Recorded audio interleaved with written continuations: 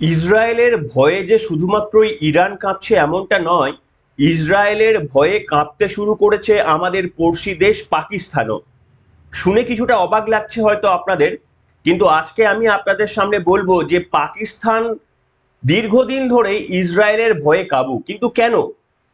এবং এই যে ইসরায়েল ইরানের যুদ্ধ আস্তে আস্তে একটা ধর্মযুদ্ধে পরিণত হতে যাচ্ছে, যেখানে মুসলিম কান্ট্রিগুলো একে অপরের সঙ্গে সহবস্থানে আসার প্রবল চেষ্টা করছে এবং ইরানও চাইছে যে যতই আমাদের শত্রু হোক না, এই মুহূর্তে যেন সমস্ত মুসলিম কান্ট্রিগুলো আমাদের পাশে থাকে। এটা নতুন কিছু অবশ্য নয়, পাকিস্তানের ক্ষেত্রেও সেই একই ঘটনা আমরা দেখেছিলাম। আজারবাইজান তুরস্ক হঠাৎ করেই তাদেরকে সাপোর্ট করতে শুরু করে দিয়েছিল শুধুমাত্রই ওই ধর্মযুদ্ধের নামে। কাজে এই মুহূর্তে একটা ভয়ানক পরিণতির দিকে কিন্তু আমরা এগোচ্ছি। সেখানে এই জায়গায় দাঁড়িয়ে আপনাদেরকে কিন্তু এবার হয়তো ইসরায়েলকে একটু বেশি পয়েন্ট দিতেই হবে। কেন না? ইসরায়েল কি বিশ্বাস করে জানেন? ইসরায়েল বিশ্বাস করে কোন মুসলিম কান্ট্রির হাতে, যারা সন্ত্রাসবাদকে সমর্থন করে এরকম কোন মুসলিম কান্ট্রির হাতে পরমাণু অস্ত্র থাকা উচিত নয়। আপনারা কি মনে করেন যে ইসরায়েলের এই বক্তব্য সঠিক এবং আপনিও কি নেতানিয়াহুর এই মন্তব্যের পাশে রয়েছেন? লিখে জানান আজকের এই পর্বে। তবে আমি বলবো চমকপ্রদ তথ্য। আপনারা ভাবছেন যে এই যে ইসরায়েল শুধুমাত্রই ইরানের পরমাণু যে ফাউন্ডেশন গুলো রয়েছে বা পরমাণু যে চুক্তি প্রকল্প চুল্লিগুলো রয়েছে সেগুলোই শুধু ধ্বংস করেছে প্রথমবারের জন্য বা ধ্বংস করার চেষ্টা করছে এমনটা নয়।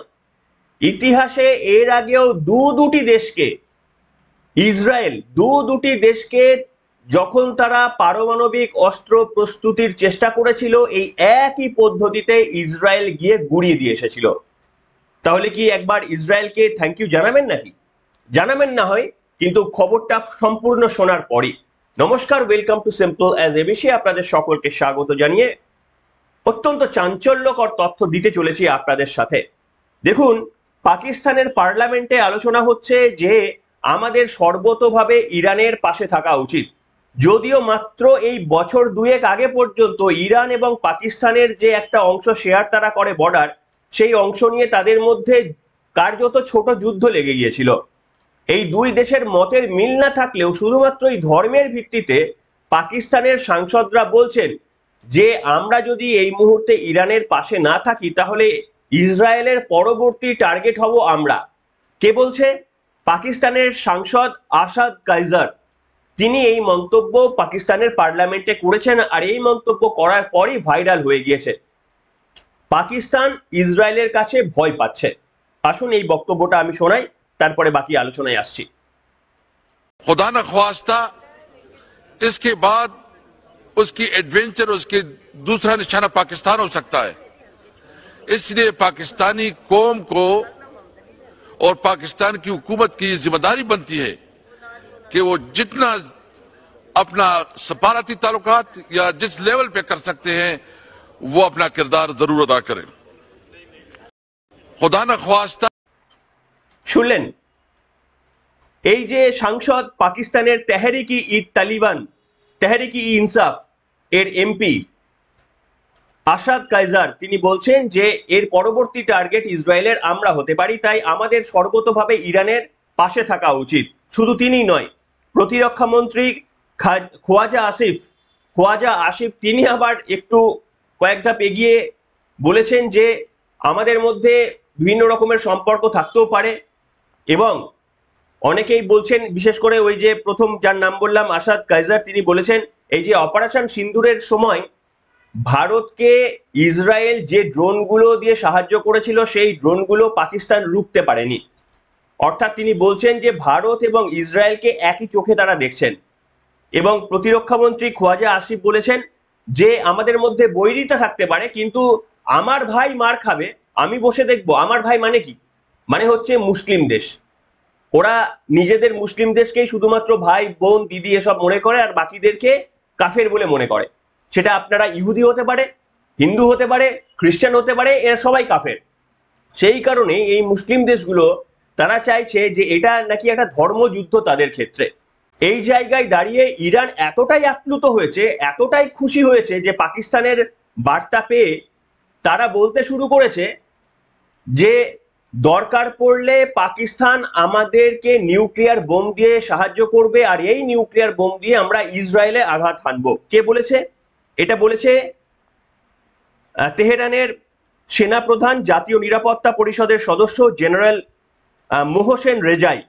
মোহসেন রেজাই বলেছেন যে পাকিস্তান আমাদের নিউক্লিয়ার বোম দিয়ে সাহায্য করবে, যেগুলো দিয়ে আমরা ইসরায়েলে অ্যাটাক করব। এবং এটা বলার পরই এমন একটা পাকিস্তানের ওপর চাপ সৃষ্টি হয়েছে, পাকিস্তান ভয়ে কাঁপতে শুরু করেছে, ইসরায়েল বোধহয় এবার আমাদের আক্রমণ করবে।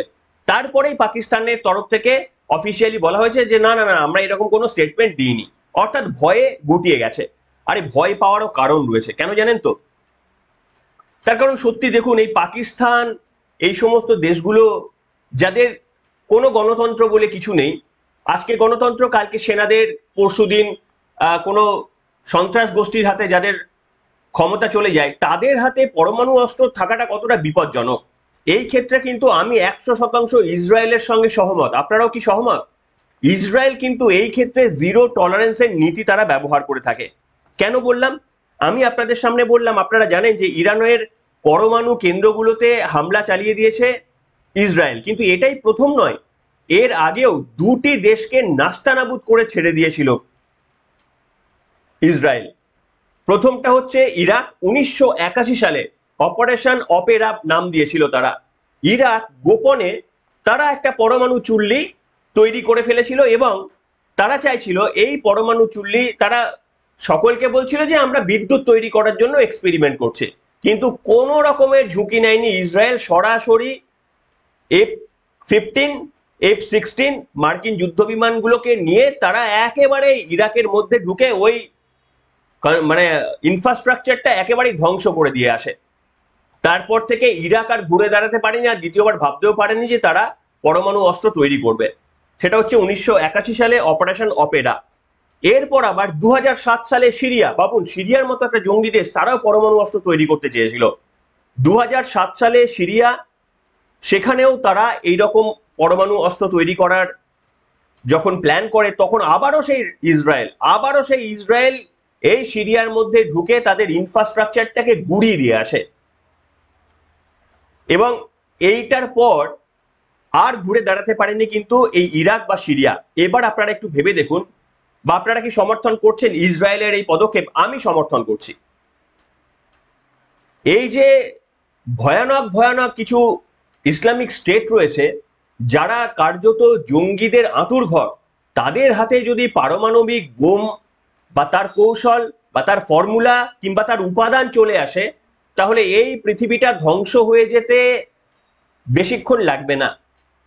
ঠিক আছে, এরা সাধারণ মানুষকে যেভাবে কুপিয়ে মারে, সেই যে ভিডিওগুলো আমরা বিভিন্ন ক্ষেত্রে দেখেছি, এদের নির্দয়তার পরিমাণ আপনারা যেমন দেখেছি, এদের বোকামির পরিণামও আমরা দেখেছি। কাজে এদের ওপর বিশ্বাস করাটা উচিত নয়, আর সেই কারণেই ইসরায়েল এই চেষ্টা করছে। তবে ভারত এখনো পর্যন্ত যেহেতু ইরানের সঙ্গে একটা ভালো সম্পর্ক বাণিজ্যিক দিক থেকে রয়েছে, তাই ভারত এই মুহূর্তে কোনো অবস্থান নেয়নি। কিন্তু আমি আপনাদের সামনে একটি পর্বে বলেছিলাম, যদি তৃতীয় বিশ্বযুদ্ধ লাগে, আমি আমার মতো করে অ্যানালিসিস করে আপনাদের সামনে বলেছিলাম, যারা দেখেননি দেখে নেবেন, গতকাল রাতের একটি পর্ব, তৃতীয় বিশ্বযুদ্ধ লাগলে ভারত কিন্তু নিরপেক্ষ অবস্থানে আর থাকতে পারবে না। আপনারা কি জানেন, এই যে পাকিস্তান যখন নিউক্লিয়ার বোম তৈরি করে, তখনও সেটা গুড়িয়ে দেওয়ার বাসনা ছিল ইসরায়েলের। এই যে ইসরায়েলকে এত ভয় পাচ্ছে পাকিস্তানের বিভিন্ন সাংসদ তাদের সংসদে বলছে যে এরপরে আমরা টার্গেট হতে পারি। হ্যাঁ, পাকিস্তানকে টার্গেট করতে হবে, পাকিস্তানের নিউক্লিয়ার ওই ওয়েপনগুলোকে দখল নিতে হবে কিংবা সেগুলোকে ধ্বংসস্তূপে পরিণত করতে হবে, যদি পৃথিবীকে সুরক্ষিত রাখতে হয়। আজ না হলেও কাল করতে হবে। আর একটা সময় ভারত এবং ইসরায়েল যৌথভাবে কিন্তু সেই প্ল্যান করে ফেলেছিল। 1980-র দশকে পাকিস্তান যখন প্রথম পরমাণু বোম তৈরি করার ফর্মুলা বিজ্ঞানীরা চেষ্টা চালাচ্ছেন, যখন এই রকম কানাঘুষো শোনা যাচ্ছে, তখন ভারত এবং ইসরায়েল তারা গুপ্তচর পাঠিয়ে তারা দেখে যে 1980 সাল নাগাদ ইসলামাবাদের আশপাশে খোঁজ নিয়ে দেখেন যে সেখানে ইউরেনিয়াম বিশুদ্ধিকরণের কাজ চলছে। আর এরপরে বুঝতে দেরি হয়নি ভারত বা ইসরায়েলের। তারপর থেকেই তারা প্ল্যান করতে শুরু করে যে সমূলে এটাকে বিনাশ করতে হবে, না হলে বড় বিপদ। সমূলে বিনাশ করতে হবে। আর তারপরেই বিশেষ করে ইসরায়েল, তারা মনে করে যে কোনো মুসলিম স্টেট যারা জঙ্গিদের সমর্থন করে তাদের হাতে পরমাণু বোমা মানে গোটা পৃথিবীর জন্য ভয়ঙ্কর, এই জন্য তারা ধ্বংস করতে চায় তাদের। তো প্ল্যান কিন্তু রেডি হয়ে গিয়েছিল আমাদের, ভারতের সঙ্গে ইসরায়েলের এই প্ল্যান রেডি হয়ে গিয়েছিল। কিন্তু ওই যে প্রত্যেকটা যুদ্ধ বা প্রত্যেকটা এই ঘটনার পেছনে ব্যাগরা কে দেয় বলুন তো? দুটি তো দেশ রয়েছে ব্যাগরা দেওয়ার, একটা হচ্ছে বিট্রে করার দেশের নাম হচ্ছে চীন, আর একটা নাম হচ্ছে আমেরিকা। গোটা বিশ্বের যখন যখন বড় কোনো ঘটনা ভালোর দিকে গিয়েছে, এই দুটি দেশ সবসময় বিট্রে করেছে। আর সেইবারেও যখন ভারত এবং ইসরায়েল মিলে কার্যত প্ল্যান রেডি, কোন মিসাইল দিয়ে গুড়িয়ে দেওয়া হবে, কোন কোন এয়ারক্রাফট নিশানা করবে, কিভাবে, পুরো ব্লু প্রিন্ট যখন রেডি, তখন সেই তথ্য ফাঁস করে দেয় আমেরিকা। আমেরিকা এই তথ্য ফাঁস করে দেওয়ার ফলে খুব স্বাভাবিকভাবেই সচেতন হয়ে যায় পাকিস্তান। তার ফলে এই গোপনে গিয়ে হামলা করে উড়িয়ে দেওয়াটা আর সফল হয়নি, এই প্রকল্পটা বাস্তবায়িত হয়নি। আজকে যেটা ইরাকের বিরুদ্ধে করতে পেরেছে ইসরায়েল, সিরিয়ার বিরুদ্ধে করতে পেরেছে, এমনকি ইরানের বিরুদ্ধেও তারা কিছুটা হলেও সক্ষম হয়েছে। আজকে অনেকেই বলছে যে ইরানের যে পারমাণবিক কেন্দ্রে আঘাত এনেছে সেখানে নাকি তেজস্ক্রিয়তা ছড়াচ্ছে, কিন্তু সেটা অতটা মাত্রাতিরিক্ত নয়, কিন্তু সেখানে তেজস্ক্রিয়তা ছড়াচ্ছে বলেও কিন্তু বিভিন্ন জায়গায় খবরে আসছে। অর্থাৎ পারমাণবিক কেন্দ্রে বেছে বেছে হামলা, এবং তারা বলেছে এর পরেও হামলা চালাবে। তারা হামলা চালাবে, দেখবেন ইসরায়েল কোনোদিন ছাড়বে না। আমি লিখে দিচ্ছি, আপনারা মিলিয়ে নেবেন, ইসরায়েল ইরানকে ছেড়ে কথা বলবে না যতক্ষণ না ওই পারমাণবিক চুল্লিগুলো ধ্বংস করতে পারে, ইসরায়েল ছাড়বে না। ইসরায়েল জানে এটা আমাদের অস্তিত্বের সংকট, তার কারণ যদি পারমাণবিক বোমা এটা তৈরি করে ফেলে তাহলে প্রথম আঘাত আসবে ইহুদিদের উপর, আর হিন্দুরা আমাদের উপরও আঘাত আসবে। সেই কারণে এই সিরিয়া, লেবানন, পাকিস্তান, এই সমস্ত দেশগুলোর কাছে পারমাণবিক অস্ত্র থাকাটা অত্যন্ত বিপজ্জনক। আর এই বিপজ্জনক খেলাটা পেছন থেকে খেলে কিন্তু আমেরিকা, ওদের দুমুখ। এটা চোরকে বলে চুরি করতে, আর গৃহস্থকে বলে সাবধান থাকতে। তার কারণ এদের উদ্দেশ্য অর্থনৈতিকভাবে লাভবান এবং ক্ষমতার আস্ফালন দেখানো। আমরা গোটা পৃথিবীর আমরাই নাকি রাজা, অঘোষিত রাজা, কিন্তু সেটা কিন্তু মানতে নারাজ। আর মানতে নারাজ বলেই এই যে আমেরিকার বা বিভিন্ন দেশের সম্মিলিত যে একটা নিউক্লিয়ার ওয়েপন তৈরি না করার যে একটা ট্রিটি ছিল, সেটা না মেনেই তো ভারত পরমাণু বোম আবিষ্কার করেছিল। আজকের এই দিনটাতে এসে অটল বিহারী বাজপেয়ীকে কেউ ধন্যবাদ জানাবেন যে তিনি কত বড় কাজটা গোপনে করেছিলেন? আর করেছিলেন বলেই আজকে ভারত, আমরা এই জায়গায় দাঁড়িয়ে রয়েছি। পৃথিবীর 9টি দেশ, 5টি দেশকে স্বীকৃতি দেওয়া হয়, আরো 4টি দেশ আমাদের কাছে আমরা পরমাণু শক্তিধর দেশ। অটল বিহারী বাজপেয়ীর দৃঢ়তায় এটা আমরা করতে পেরেছিলাম, কারুর লাল চোখ আমরা সহ্য করিনি। আজকে সেই মানুষটিকে রাজনীতির মধ্যে এনে কলুষিত না করে ধন্যবাদ দেবেন। আপনার অস্তিত্ব, আপনার আগামী প্রজন্মের অস্তিত্বকে বাঁচিয়ে যাওয়ার চেষ্টা করেছিলেন ওই স্বর্গীয় মানুষটি, একার কৃতিত্বে নয়, সকলের সম্মিলিত কৃতিত্বে। আর আজকে আপনারা দেখুন, আপনারা লিখে জানাবেন যে কোনো সন্ত্রাসবাদীতে মদদ দেওয়া কোনো ইসলামিক কান্ট্রি, তাদের হাতে পরমাণু অস্ত্র থাকাটা কতটা বিপজ্জনক হতে পারে, এটা আপনারা আজকে কমেন্ট সেকশনে লিখে জানান। তার কারণ যাদের গণতন্ত্রের কোনো ঠিক নেই, যারা সন্ত্রাসবাদীকে পেছন থেকে মদদ দেয়, যে কোনো সময় গণতন্ত্রের পতন হলে এই সমস্ত নিউক্লিয়ার ওয়েপনের দায়িত্ব চলে যাবে ওই সন্ত্রাসবাদীদের হাতে। পৃথিবীর যে কোনো বড় বিপর্যয় নেমে আসতে পারে। তাই আপনাদের মতামত আজকে লিখে জানান, এবং যদি মনে করেন প্রত্যেক দিন চেষ্টা করে কিছু নতুন তথ্য আপনাদের সামনে আমি দিতে পারছি, তাহলে অবশ্যই পাশে থাকবেন কমেন্ট এবং লাইক করে, এবং পর্বটিকে শেয়ার করুন। এখনকার মতো এখানেই।